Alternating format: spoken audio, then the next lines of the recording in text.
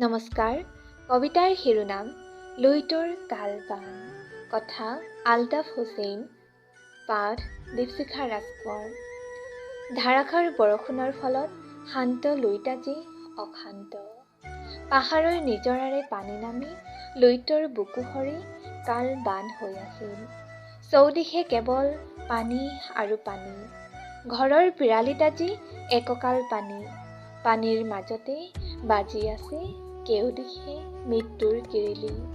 চকুৰ পলকতে দেখা পাওঁ চাৰিওফালে পানী আৰু পানী। অনাহাৰে অনিদ্ৰাই থাকোঁ তোমাৰ কাল বানত পৰি।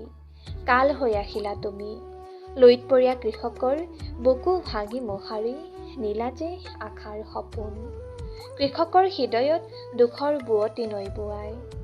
মথাউৰি ভাঙি পানীৰে প্লাবিত কৰি সুখেৰে সজা সুখৰ ঘৰখনি চকুৰ পচাৰতে নীলা যে উটুৱাই। দুখৰ অশ্ৰুৰে সাগৰ বোৱাই।